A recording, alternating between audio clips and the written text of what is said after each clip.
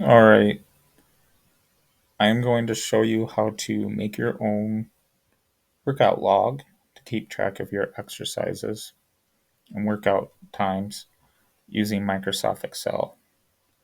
So start by typing the date. I'll show you a little trick here. Once you type exercise 1, see how it turns into a little black cross? Just drag it over like that. Okay. Type in number of exercises, workout time, and then you can put workout focus there. So enter today's date. Okay. And just get the little cross and drag it down to the 14th. This is just to show you a good example.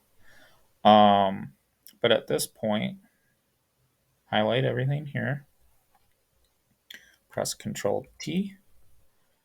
Okay. We already have our headers, so make sure that's checked. Click OK.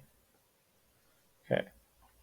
Um, Now I am just going to enter some random exercises here just for an example. Um, uh,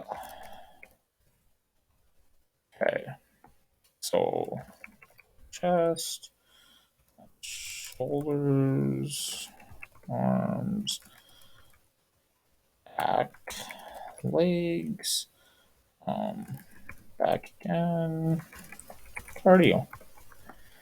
Okay. And then let's just say you did 3 different variations of bench. Um, well, actually, 4.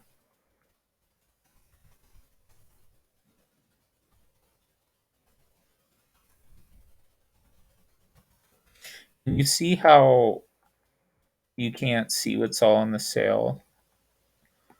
Okay, highlight that, go up to your home page, then go over to Format, click there, AutoFit column width. Okay, and then it did that on us. So you can also go up here like this and double click, and it'll auto fit that for you. Okay, so number of exercises equals count A, parentheses, and I am going to pick my exercises, enter. And because we're in a table, it's going to automatically drop down like that. So let's just say um, 1 hour for that day. And okay, so let's say you worked out for 45 minutes. You don't want to put 45, you want to put 0.75. Just throwing random numbers out here. Okay, so let's say now at this point, I want to know how much time I put into these days of exercising. So press Alt and then equal. Okay, now we have this little drop down. So you can actually turn that off. And okay, so we spent 7.5 hours working out.